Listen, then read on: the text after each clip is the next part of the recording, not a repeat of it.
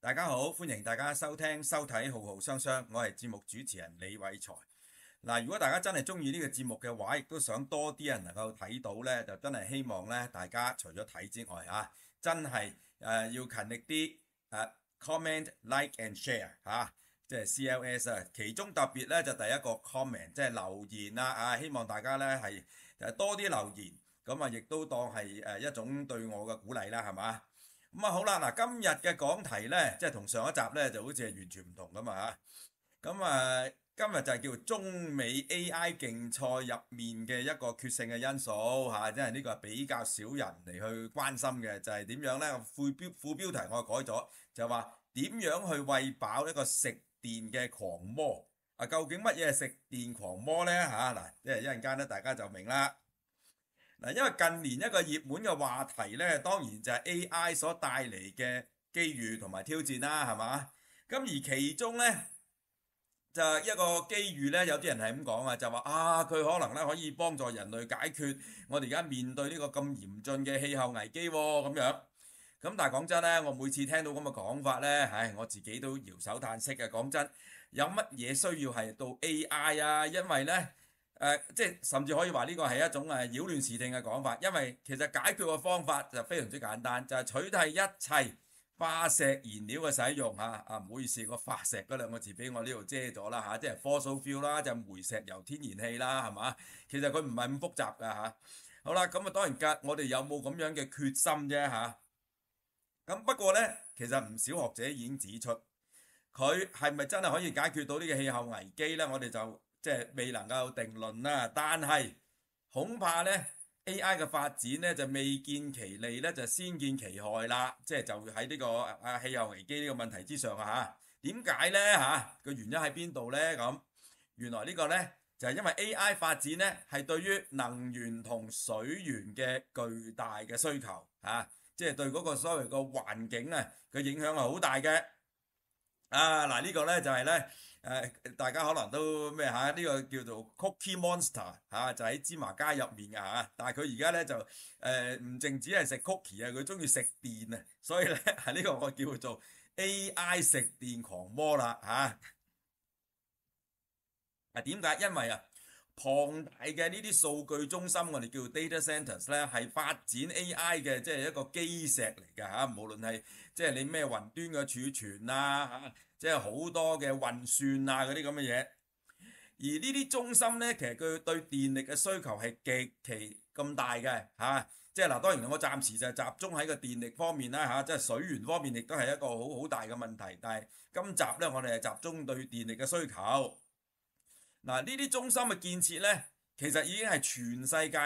即係稍為先進啲嘅國家呢，個個爭相嚟去即係建設呢啲咁樣嘅數據中心㗎啦。咁唔使講，即係中國同美國之間呢，佢哋進行緊呢個 AI 競賽呢，呢個就其中嘅一個關鍵啦，係嘛？嗱，就係呢啲啦好大型嘅成個頭先我已經俾嗰個即係室內嗰個俾大家睇下啦但係如果我哋喺室外睇咧就咁但係呢個都唔梗係唔算大啦。嗱，你睇下呢啲，哇，仲有好多，仲大好多嘅，大家都喺度爭相嚟去建設緊嘅。嗱，如果以數目計呢，嗱，我睇到即係呢個喺網上搜查呢嘅一啲資料呢，就去到今年年頭呢，呢個全世界就有11800個咁而家可能都唔止啦但係你睇到嘅即係佢分開呢，就係美國而家都仲係即係遙遙領先嘅，佢有成5381個咁樣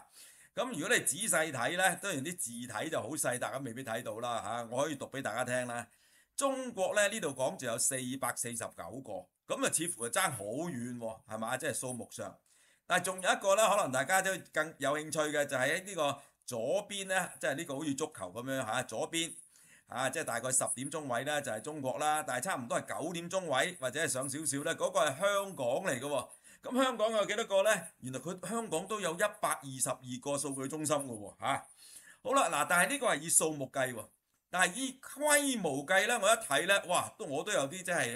詫異原來中國呢已經係囊括咗第一同第三㗎啦第一個呢，就係喺呢個內蒙古嘅一個中國電信 China Telecom 而第三個呢，就喺哈爾濱嘅，而第二嗰個呢，就係叫 Citadel Switch 咧，就喺美國㗎啦嚇，即係美國暫時都仲係可以佔有呢個第二，但係真係唔敢講啊嚇！如果咁嘅趨勢咧，分分鐘頭3名冠亞季咧，好快脆都俾中國咧就囊括咗㗎啦。咁所以雖然佢數量上暫時係唔及得美國，但係規模上咧已經係超越咗。咁但係咧嗱，呢度咧就好多專家已經喺度預測啦，係嘛？即係呢個係已經係保守預測。佢話呢啲 data centers 咧 will use twice as much energy by 2030喎，all because of AI 啊！呢一個預言咧就係1-2年前做嘅，係嘛？咁係即係1-2年前離2030都唔係好遠啫，係嘛？但係佢話如果照而家咁嘅預計咧，佢哋嗰個耗電量咧直情會翻一番，哇係好驚人嘅嚇！咁於是係出現一個好大嘅問題啦。How can we solve 呢個 data center 嘅 power crunch？即係話呢個 crunch 咧，即係話我哋而家係唔足夠嘅供應啊嚇。咁我哋點樣能夠去填補呢一個咁樣嘅即係缺口咧？呢個咁嘅電力需求嘅缺口咧，咁樣樣嚇。咁但喺美國方面咧，弊家伙啦！喺呢個競賽入面咧，就啱啱咧就遇上咗特朗普嘅，可以話係反潮流嘅能源政策。咩叫反潮流啊？而家我哋成日都話咧，就係要去碳啊嘛，係嘛？即係 decarbonize 啊嘛。佢啊相反，佢就話大事咧就繼續要呢啲化石燃料嘅開採同使用啊。喺石油方面，佢呢個名句啦我喺呢個節目入面都講過唔止一次嘅啦，應該就係 drill baby drill，即係你繼續鑽石油啦另一方面咧就係啦，佢直情 Trump Digs Coal 啦，呢個就係競選期間自己直情抬埋呢個牌出嚟。咁留意呢個 Digs 字呢個字咧就好有趣嘅，英文咧你可以話去掘啊。咁特朗普自己去掘唔會咁，但係呢度唔係掘咁嘅意思喎，因為 Digs 呢個字咧亦都解呢個喜愛即係呢個鍾愛嘅煤即係話我係好愛呢個煤嘅，咁即係大力支持呢啲產業啦，係嘛？因為背後呢啲 Big Coal、Big Oil 都係佢嘅支持者嚟㗎嘛即係要爭取選票啊嘛咁樣。咁但係咧相反咧，中國嗰方面咧，佢就完全擁抱可再生能源即係其實咧美國過去嗰20年左右咧都有發展可再生能源嘅即係奧巴馬時代或者 Joe Biden 都有嘅。咁但係咧特朗普嘅第一任同埋而家捲土重來第二任咧就完全抗拒呢樣嘢嘅就繼續燒煤，繼續呢個用石油嘅。但係中國咧就已經過去成20年有多咧，就係大力發展可再生能源，而且咧就全力推動呢個水力發電同埋核電啦咁水力發電最出名嘅就係三霸啦但係其實嗰個當然係最大，但係其實仲有好多好多嘅。尤其是中國嘅西南部咧，嗰個水力發電嘅資源係好豐富嘅。咁核電咧亦都係啦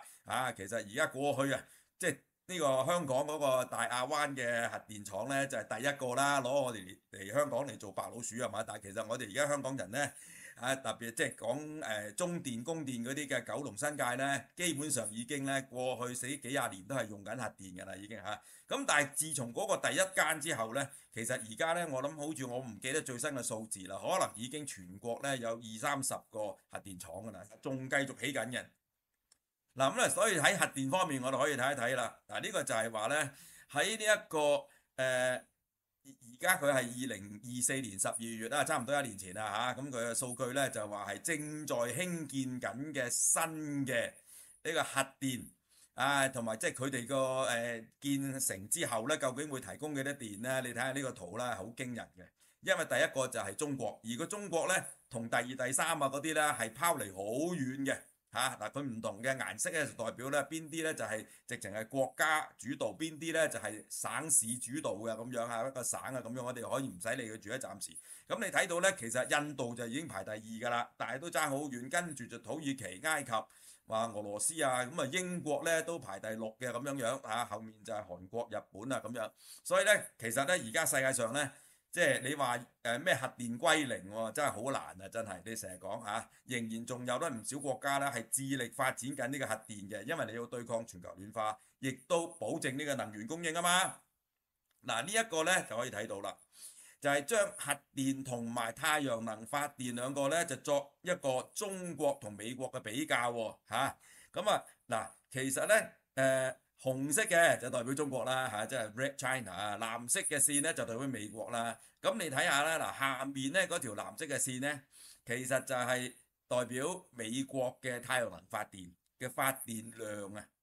而上面嗰條粗啲嘅藍色嘅線呢，就係美國嗰個嘅核電嘅發電。咁呢個發電呢，即係點解會有狗牙呢？其實因為有季節性嘅嚇，即係我哋唔好理嗰個季節性嘅變化住啦嚇，因為佢一年一年咁樣嚟去即係真係計算。咁但係紅色嗰兩條線呢，你睇到啦嚇，就係中國嘅核電嚇，因為即係美國嚟講嗰個核電呢，佢即係有一段時間呢，佢係壓抑啊嘛。自從1979年嗰個三里島核事故啦，係嘛？咁但係咧，中國就唔理咁多，就係咁去發展啦。咁但係嗱，最重要睇咧就係嗰條粗嘅紅色嘅線啦。哇！嗰條咧直情好似坐火箭咁樣上升喎。嗰個就係中國嘅太陽能發電嗰個發電量啦。哇！你睇下佢升得幾緊要啊！就係遠遠就係拋離咗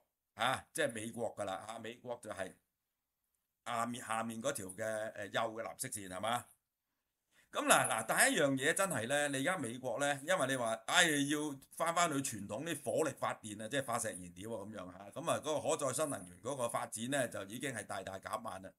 咁啊，但係可再生能源咧，大家知道啦，最主要就係太陽能同風能啦，係嘛？咁樣咧，佢固然咧有好多人話提出有好多問題啦嚇，但係佢亦都有佢一個好大嘅優勢嘅。嗱，個問題唔使講啦，就係話冇風嗰陣時點啊，冇太陽嗰陣時點啊，咁樣嚇個電力傳輸啊咁啊，其實已經討論咗好耐㗎啦。嗰啲專家學者都研究咗，或者啲工程師啊咁樣啊，盡量點去解決㗎啦咁樣。咁啊，但係咧嗱呢度咧。都有一個講法，佢話 The challenges and solutions in scaling up renewable energy。我哋話如果真係想將可再生能源成為我哋嘅主要嘅能源供應咧，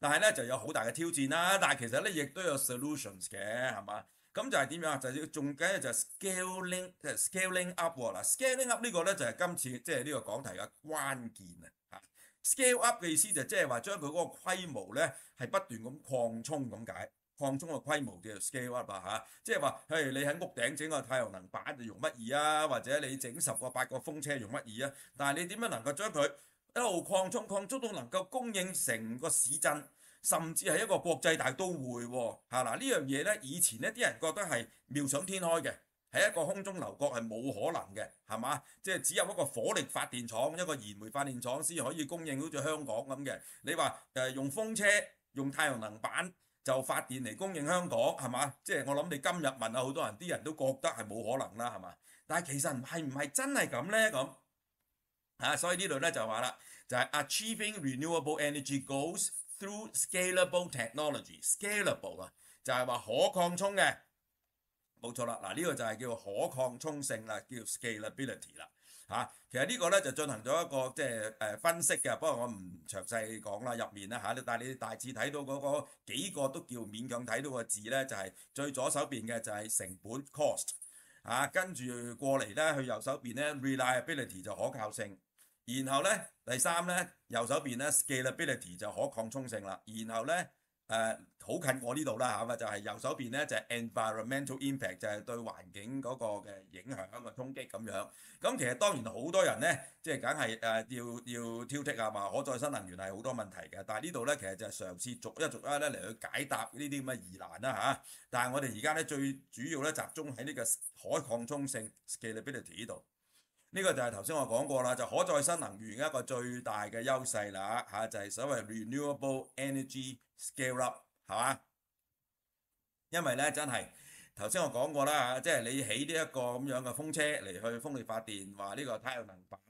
嚟太陽能發電咧係真係可大可小嘅喎，真係所謂真係點樣可大可小咧？嗱你睇下，如果少講太陽能發電先啦，係可以少到咁樣嘅。就好似喺屋頂嗱，香港而家好多村屋都裝咗啦，係嘛？嗱咁呢個真係幾少喎？點解呢？因為而家我嘅屋頂呢都有16塊呢啲太陽能嘅發電板，但係呢度呢就只係得8塊啫咁發電量就有限啦。但係都好幫補都好減低啲電費咁樣係嘛？咁香港嚟講就唔係減低電費，就你賣翻俾電力公司賺錢咁樣啦咁就各個嘅制度唔同啦。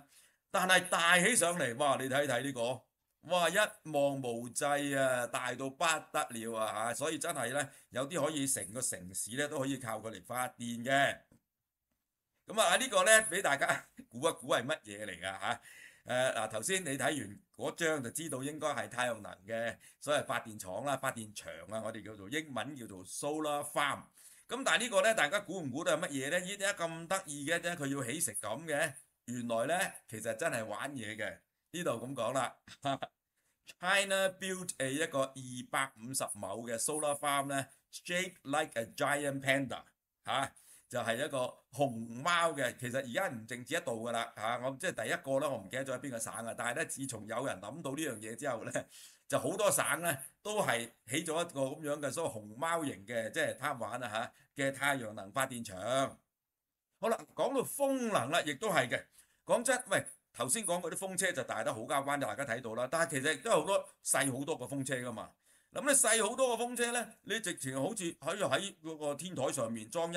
個又得，兩個又得嚇。你中意咧又裝多幾個又得，係嘛？佢都一樣可以發電㗎，即係幫補下啫嘛，係嘛？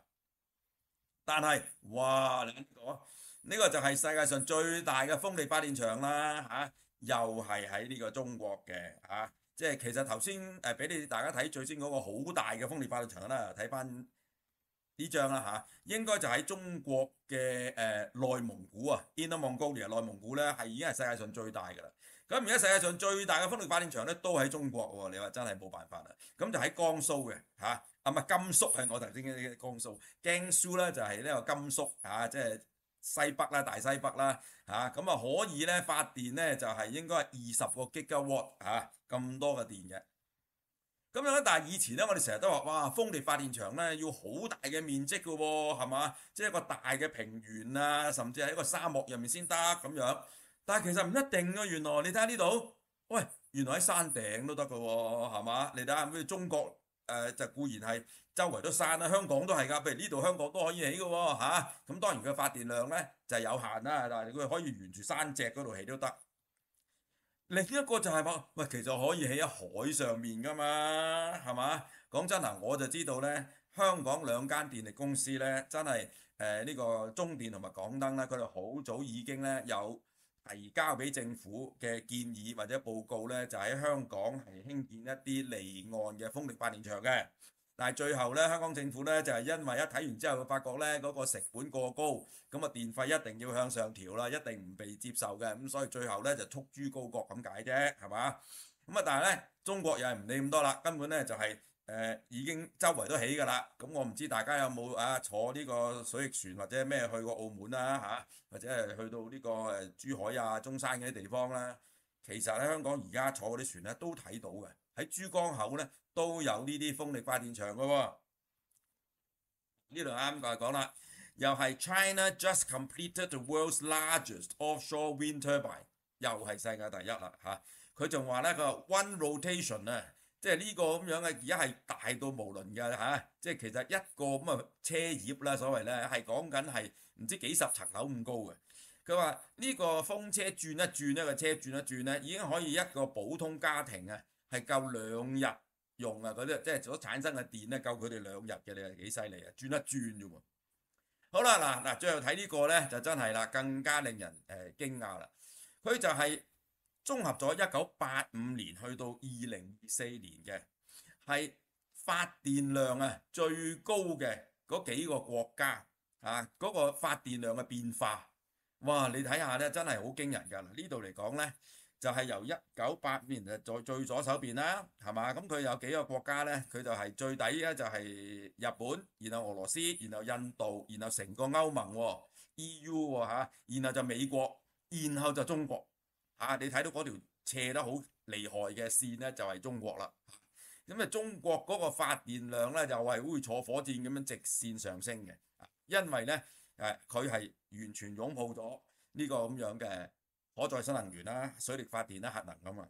咁當然大家都知道啦，而家我哋成日都講啦，中國係產能過剩啊嘛，係嘛？咁所以點解要搞一帶一路啊嚇？就可以輸出啦，亦都可以將嗰啲即係原本係美金嘅，又驚佢不斷貶值嘅嗰啲咁嘅超級嘅外匯儲備可以借俾人啊收利息啊咁樣樣啦，係嘛？咁但係亦都將佢啲鋼鐵啊製造嗰啲咁樣嘅係三合土啊嗰啲咁嘅嘢咧，就係輸出啲大型嘅即係唔知係咪叫大白象工程啦嚇。咁但係好多嘅國家就係加入呢個所謂一帶一路啦咁。咁但係嗱呢度講咧都係好驚人嘅，佢個發電量咧，佢呢度嗰有個數字啊，就啱寫喺中間嘅呢個圖嘅中間。佢話咧就喺2024年啊，China generated more electricity than US, EU and India combined。哇！真唔講都唔知啊！佢話原來2024年咧，中國個發電量咧係美國、歐盟同印度嘅總和都仲要多啊！你話係咪真係驚人嘅？咁而呢個好多嘅發電量呢，所以佢根本就頭先我哋講嗰個問題呢，對佢嚟講呢，就唔係一個嚴重問題啦，就係點啊？就係嗰啲要發展 AI 嘅大型嘅數據中心嗰個耗電量嘅問題啦，係嘛？佢就已經可以滿足到嗰邊啦。咁但係咧，當然喺西方啦，特別喺美國咧嚇，所以佢哋咧就成日要呼籲呢樣嘢啦就係 exploring alternative power architectures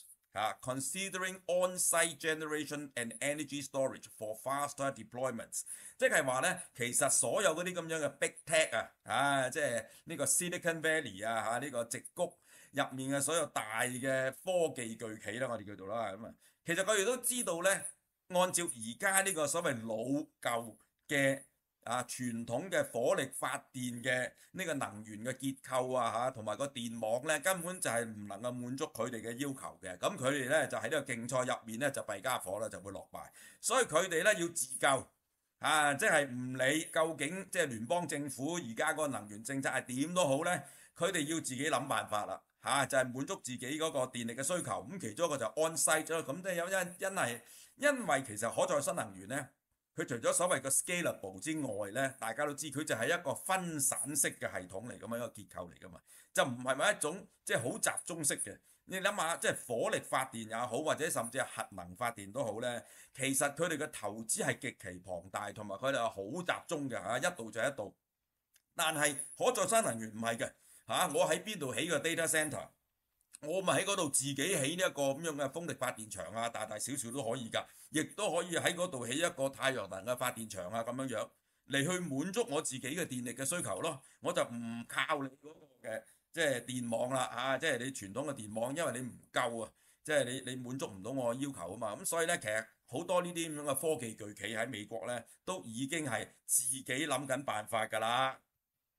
咁但係其中一個咧，我都要提一提嘅就係好多人提嘅，叫小型模組化嘅核反應爐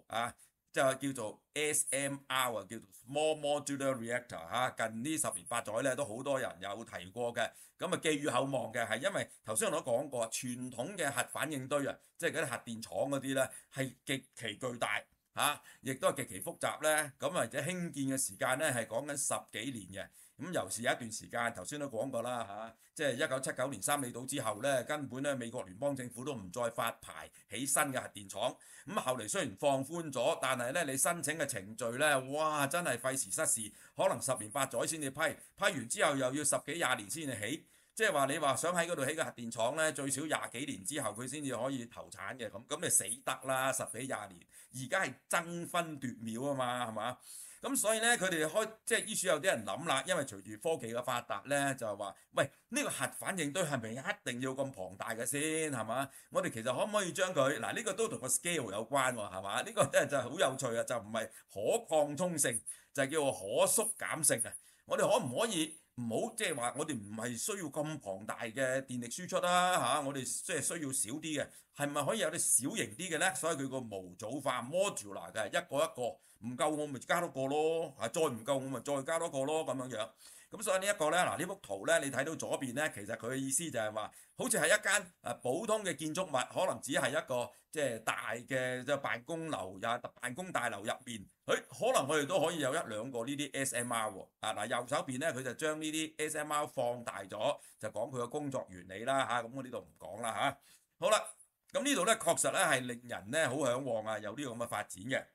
甚至有啲人咁講添，呢度呢，最右手邊就係傳統嘅大規模嘅即係核反應堆嘅核電廠，咁講緊呢，最少係呢個係300個兆瓦啦，我哋叫做megawatt 去到即係1000個 megawatt 以上嘅。咁但係呢，而家嘅 SMR 講緊就係中間嗰度啦就係呢20個 megawatt 去到300個 megawatt 咁上下。但係有啲人甚至哇更加樂觀就諗啦，我哋啲科技更加進步，可唔可以呢？直情係去到啲1個 megawatt 到20個 megawatt 呢啲，即係個發電量係少好多嘅，就唔係小型啦，即係微型啊，即係微型嘅模組化嘅核反應堆咁樣。咁但係而家呢，都係我哋即係想下啫嚇，即係好多科學家研究緊嚇，但係離呢個實現嘅階段呢，仲係遠嘅。咁我哋都睇到一啲即係呢啲數據呢，就更加啦，話呢，即係佢都有只係去到就2023嘅啫嚇。Cost projections for small modular reactors by year 咧，佢就話其實呢啲 SMR 咧，啲人開頭咧就係太過樂觀，就以為咧其實佢嗰個製作成本咧就梗係唔係咁高嘅。但係佢話呢啲 cost estimates 咧 keep rising 啊，睇唔睇到啊？嗰個題目啊，就係話即係啲人過分樂觀啦，發覺原來真係要興建嘅話咧，即使技術上可行都好咧，其實佢哋嘅成本咧係唔係好似之前咁諗咧可以咁低，其實都好昂貴嘅。嗱，咁另一日講真咧，如果你問我咧，呢個 SMR 咧，我都想佢成功嘅。講真嚇，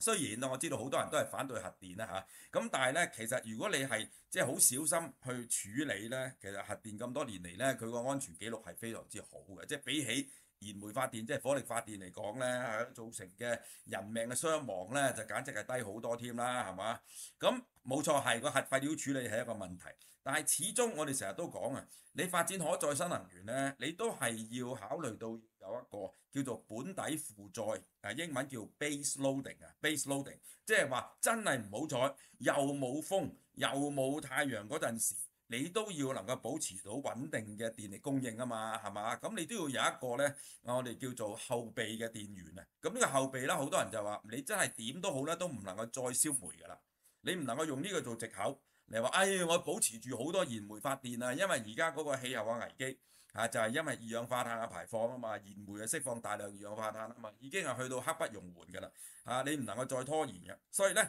呢個咁嘅所謂後備電源咧，就係用核電咧就係最合理嘅，因為佢冇二氧化碳排放啊嘛，係嘛？咁但係核電咧頭先講過啦，即係一種非常之集中式嘅，即係過往呢大半個世紀啦一種嘅能源嘅方式咧，能唔能夠將佢又係進行一個分散化，亦都可以話係有個擴充性啦你中意又起多個唔中意又起少個咁樣樣有個 scalability 啊咁樣，亦都係 distributed 啊咁呢啲即係好多人都認為呢兩特點係好重要嘅distributed and scalability 咁樣咧就似乎呢個 SMR 咧係可以滿足喺呢方面嘅。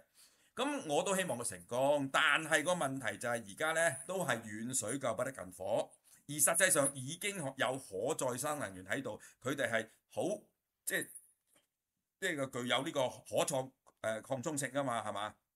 即係有好有靈活性嘅喺呢方面嚟講，所以咧我都覺得我哋而家即係當然兩邊都要繼續研究但係可再生能源嗰個咧係先至係最重要嘅大方向嚟㗎。好啦，咁所以咧就話無論係關心氣候危機嘅朋友啦，抑或係關心中美爭霸嘅朋友呢，即係 AI 發展入面嘅能源消耗問題呢，都係值得大家繼續關注嘅。好啦，咁今集嘅分享呢到此為止，下一集再見啦，拜拜。